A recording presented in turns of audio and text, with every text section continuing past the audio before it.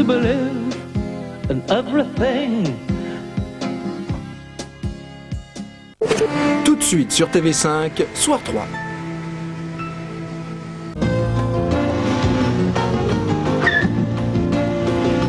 Tu montes? J'habite loin. Pas de problème. Monte. Allez, montez. Ça va vous bouffer. Maintenant, on joue carte sur table. Il n'a pas d'atout dans son jeu. Il est oisif et rebelle. Il passe son temps à le perdre. Elle a tout pour lui plaire. Allez, viens, on va s'embrasser. C'est terriblement romantique, est-ce que je vois? C'est ce qu'on aurait dû faire depuis le début, là, au lieu de raconter des conneries. Une passion amoureuse dans l'air du temps et dans un monde sans pitié, jeudi 20h sur TV5. Au Bangladesh, sur une petite île au large de Chittagong, à la saison sèche, 5000 hommes construisent leur château de bambou pour profiter du vent. Ici, sur la plage, des dizaines de tonnes de poissons sabres viennent garnir un à un les kilomètres de séchoir. Une interminable guirlande à destination du marché asiatique. L'île aux poissons dans Thalassa, lundi 20h sur TV5.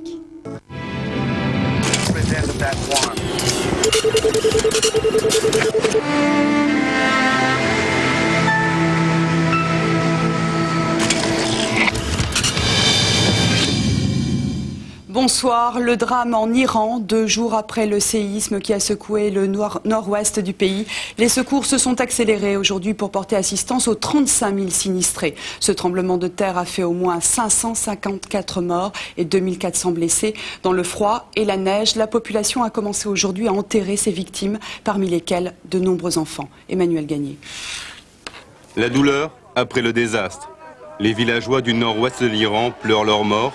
Des adultes, mais aussi beaucoup d'enfants, portés en terre dans des linceuls blancs, au cri d'Allah Akbar, Dieu est grand. Dans cette région montagneuse de la province d'Ardébil, les morts se comptent par centaines. Plus de 500, selon un bilan provisoire, et près de 2400 blessés. Le séisme a ravagé les maisons de torchis et de bois d'une centaine de villages. 35 000 personnes se sont retrouvées sans abri. Ici, il y a une très grande mobilisation aussi du peuple. Il y a une très grande solidarité entre les personnes ici et du matériel, des médecins, des spécialistes arrivent de toutes les régions voisinantes et l'aide s'organise du gouvernement via le Croissant Rouge qui canalise l'aide vers les villages. La tempête de neige qui s'est abattue sur la région a ralenti les opérations de secours. Dans les villages, le Croissant Rouge a planté des tentes de fortune au milieu des décombres, des tentes pour toute protection contre le froid polaire. Beaucoup ont quitté leurs maisons détruites et ont trouvé refuge à Ardébil, dans des mosquées ou des gymnases. Aujourd'hui, la température est plus clémente, mais 2 secousses telluriques ont replongé la population dans la panique et aggravé les dégâts provoqués par le séisme de vendredi. Des dégâts qui s'élèverait selon Médecins sans frontières à 35 millions de dollars.